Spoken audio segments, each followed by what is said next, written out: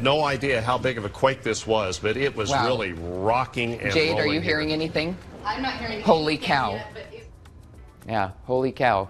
That was us right here, March of 2020, our big 5.7 earthquake. And the epicenter was out in Magna. We were covering it as breaking news all morning long. But the big one that everybody's worried about is yet to come. I wasn't here, but I watched that on YouTube. So Ron said what? It's a freaking earthquake. Yep. We are sending it over to Ron here with the director of the Utah Geological Survey, Bill Keach. And Ron, now is the time for Utah to activate an earthquake early warning system? Yeah, some states already do that. Washington, Oregon, California. Bill, thanks very much for being with us. You studied Utah geology for years and years, and falling under that is earthquakes, right?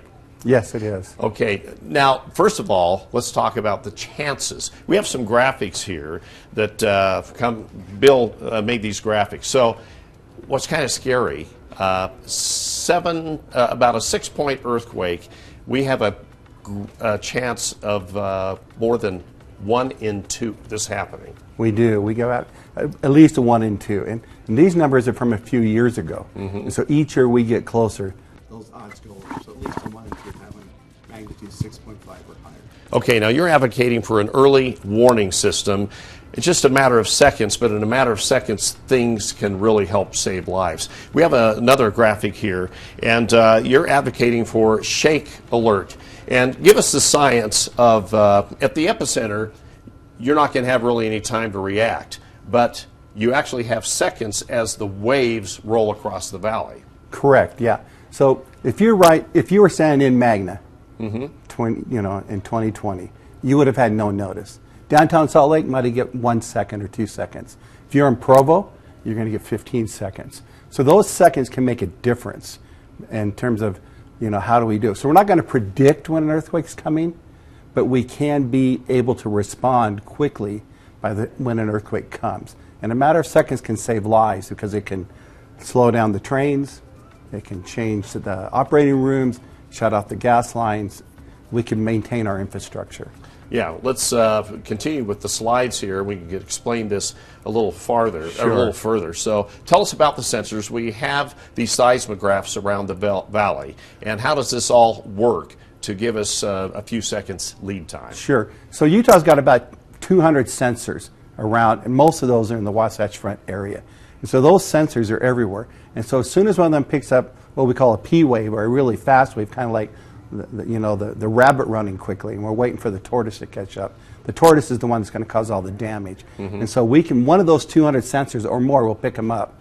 Then all that data can be radioed to a central computer, which be here in your processing center, and then it could then in turn send an alert out that could be processed and sent to phones, but more importantly probably to our infrastructure, so we can maintain that infrastructure. All right, let's look at some of the timing that we would have.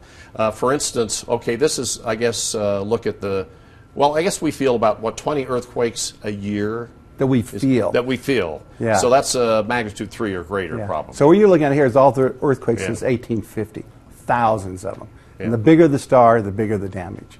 Okay. Now, the next slide, we can talk about, let's say if an earthquake happens, in Brigham City, how much time are we going to have along the Wasatch Front? So if you look at the red circles moving away, so Layton's going to get about 5 seconds. Right north of Salt Lake in Bonneville, 10 seconds. Down to Salt Lake City, 15, 16. Sandy, over 20 seconds on down that line. Can I make one other point here? Absolutely. And so we say, why did you pick Brigham City? Why didn't you pick Salt Lake? Because there's 10 major segments on the Wasatch Fault. And so along those, the most likely to have an earthquake is either Brigham City or Salt Lake in the next 50 years, because they're the most overdue.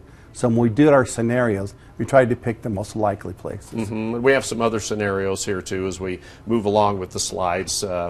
Like this one here is in This basically says if the earthquake was at Magna, if we had it in the same spot as Magna as last time.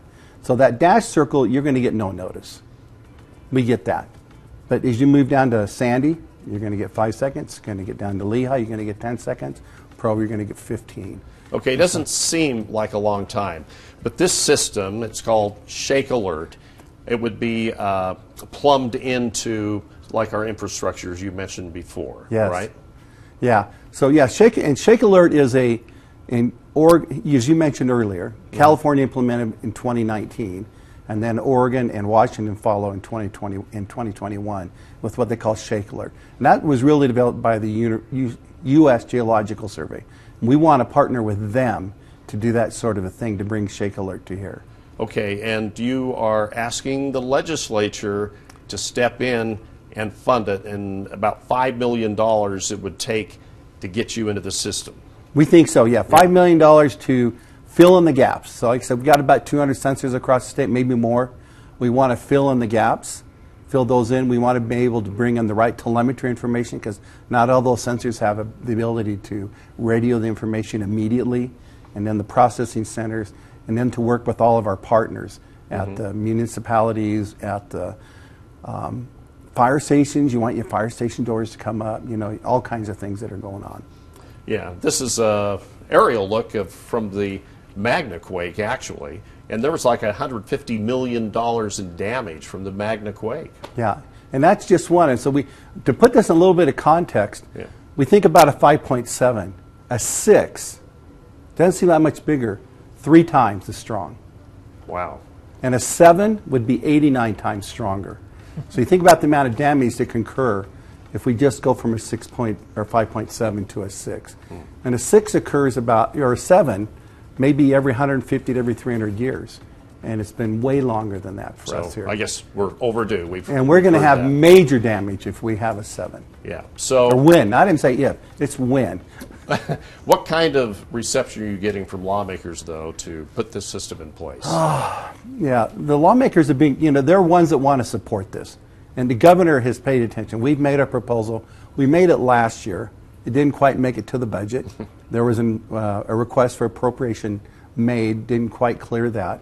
I'm proposing it again this year because I think $5 billion is a really small investment when you consider how much of an economic loss we can have. Because in the long run, we can save some lives. A 7 is going to cost, you can probably have 2,000, 2,500 people die. That's hard. But more importantly, if we can maintain our infrastructure, then we can sustain life afterwards. And we want to be able to sustain life afterwards. So here is a map showing you where all of the sensors are that we have in the state right now. Right. And you can need see a few more gaps. to fill in. We need a few more to fill in. To improve the telemetry, I guess. We do. Right. And let's throw up another slide here. Okay, so this is the example of some of the things that would be hooked into this system. You could slow down trains, you can open the firehouse doors, as you mentioned, shutting off water and gas, those types of things. I mean, we would get it on our own phones too, but this is where it really counts. Yeah, this might be a matter of seconds. And how often do people actually pull out your phone when you get an Amber Alert? You might wait a few seconds. So it may or may not help you. And so the words that we put out are going to matter. But I think the really important thing is here. Yeah. Because this is about infrastructure. And infrastructure is what ensures longevity and survivability of your community. Okay. Bill, I guess you'd call this an urgent plea, right? It is an urgent plea. I hope they fund this. Because if we not, the economic loss on this, FEMA estimates between $60 and $80 billion in the short term. Yeah. And that's a big impact. This number right there? Yeah, that's a big number. Yeah, okay. So if we can prevent that. Bill, thank you very much for being with us. We appreciate that. Good education on what a few extra seconds could do to help save lives.